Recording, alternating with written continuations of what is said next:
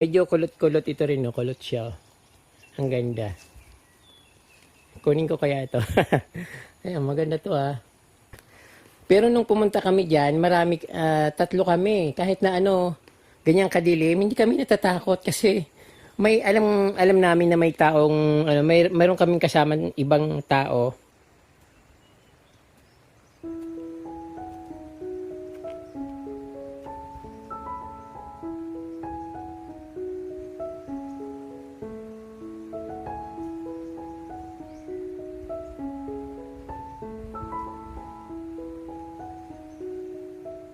Tumatayo siya, gumaganon siya. Oh. Tinitingnan ko may tao, kung ano makikita niya.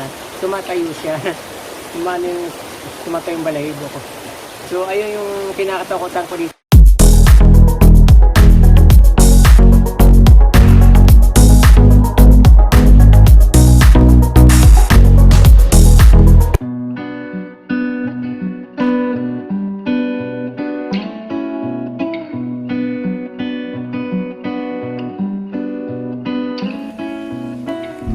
So, ang maganda dito yung nature, yung kapaligiran, tahimik. Kaya lang, sulong-sulo. Dapat may kasama. Ayan, puro niyugan. Tapos, mga ibon yung naririnig.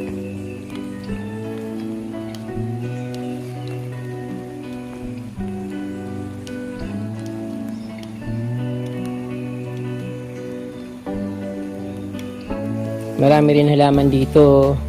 Nagkalat lang.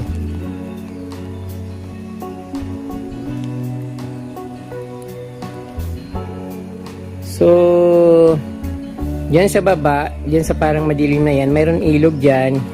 Kaya lang, sa kanilang pupunta diyan, masyado na kasing masukal. Dati nung nauso yung mga halaman, lahat na sulok-sulok dito, na may tao, pinupuntahan ng tao, kahit yung mga yungib-yungib. Basta may ilog, pinupuntahan nila kasi yun ang maraming allocation na yung mga wild na allocation na magaganda. So, ayun yung baba dyan. Nakapunta na ako dyan kaso natatakot ako masyado ng masukal ngayon. So, wala nang taong pupunta. Hindi katulad dati na malinis dahil maraming tao. Salubong yung mga tao ng that time nung nauso yung mga halaman, yung mga alocasia. So maraming halaman dyan sa baba.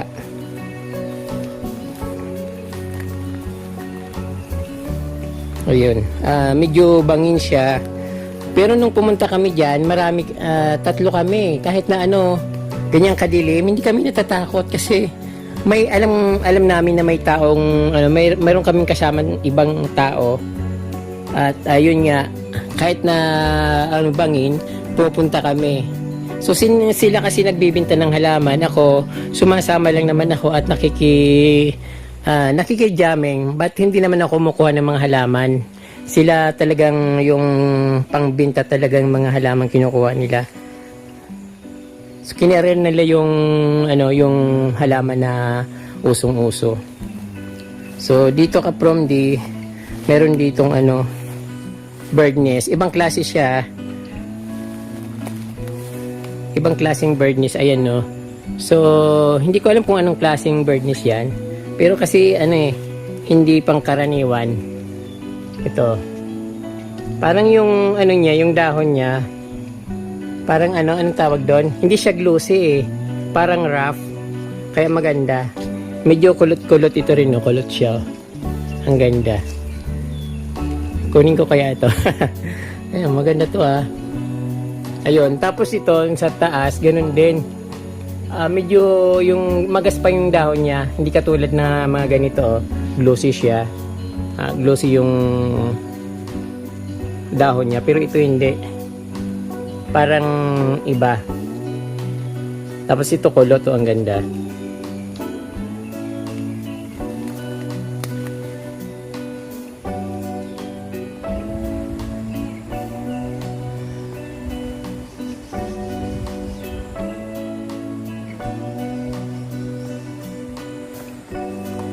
Dito ko sisimulan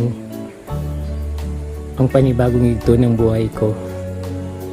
sa isang lugar na tahimik at tanging mga ibon lamang ang naririnig. Masarap mabuhay na may kapayapaan, tahimik, at walang mga marites.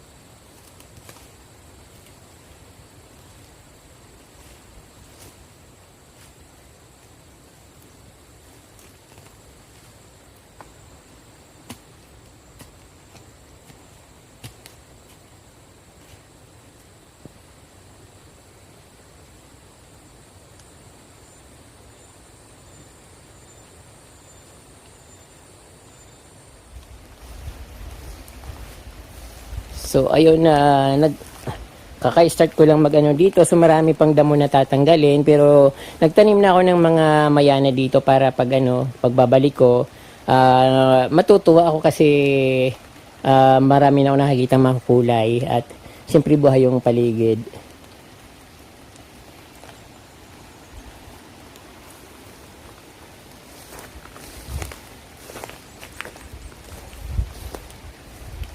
So dito naman yung mga mostly pulang mayana yung nilagay ko dito. So pag nag-grow ito maganda kasi kitang-kita, bilad na bilad sa araw. Mayroon din ng purple dito, din yung parang may yellow at green. Ayun. So hindi naman kailangan diligan yung dito pagtatanim kasi maganda yung dito, klima, at ayun nga umuulan na eh. Yun na yung pinakadilig nila at malamig dito paggabi. So mahamog, hindi kailangan ng dilig. Hayaan ko na lang siya dyan. So, siguro, after 2 weeks, babalik ako dito.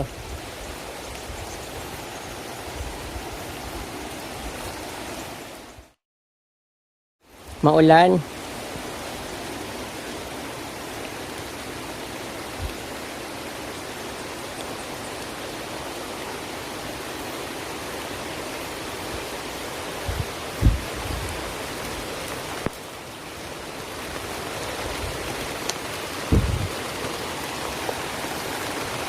Hindi ko akalain na ulan ng malakas kasi kanina ang ganda-ganda na panahon. Anyway, uwi na ako.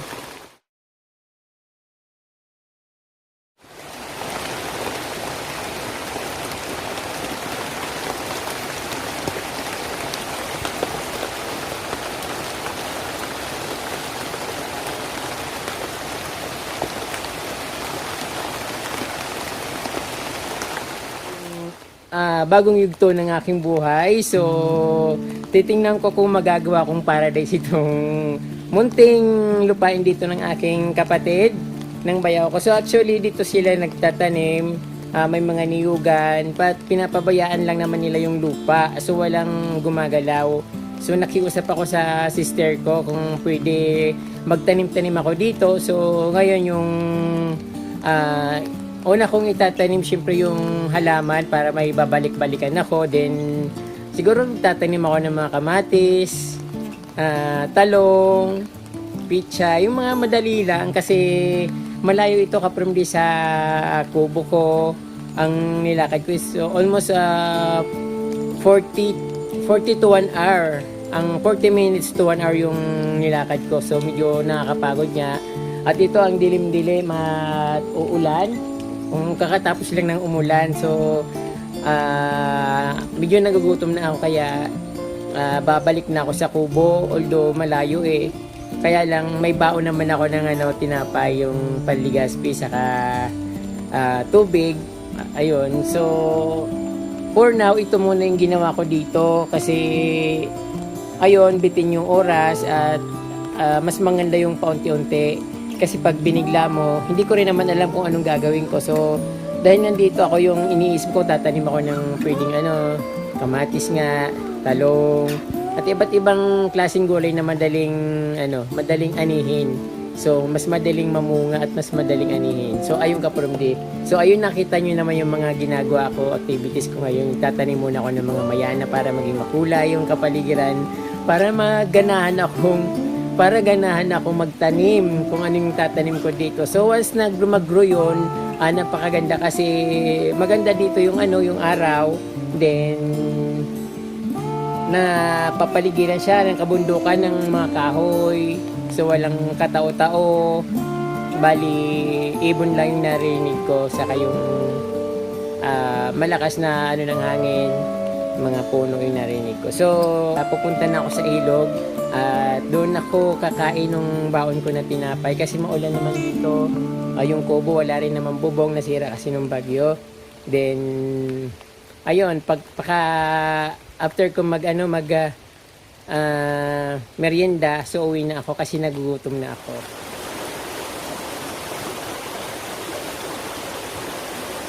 Kakainin ko na yung baon ko na cookies. Diyan lang yun sa taas nung ginawa kong masyadong malayo.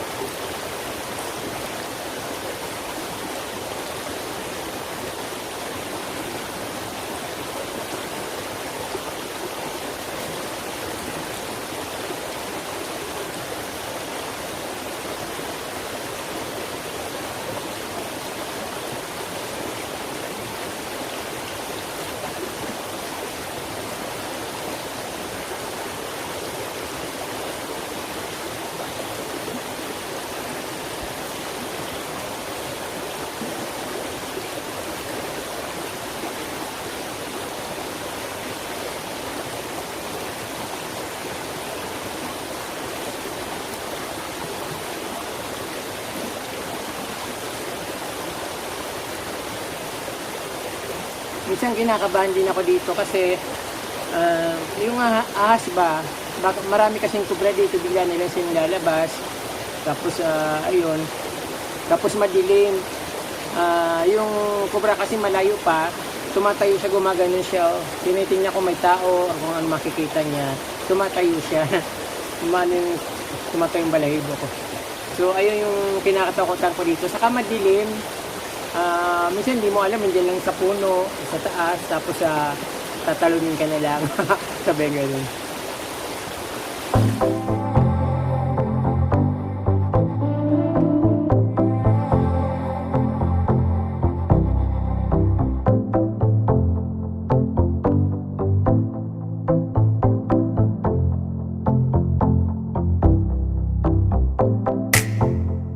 So ayun kaprom pagod na pagod ako. Parang ano, saka nagugutom na ako tapos ang dilim-dilim. Kasi ang lakas ng ulan kanina. So uwi na ako. Maraming salamat sa inyong panonood. Naway nagustuhan yung aking proyekto at sana sa susunod na pagpunta ko dito ay malaki na yung mga halaman na ipapakita ko sa inyo. Maraming pong salamat sa inyong panonood. Kung hindi pa po kayo nakasubscribe, mag-subscribe na po kayo kay Certified From D para madagdagan naman po yung aking subscribers. Maraming pong salamat at Diyos mabalos po.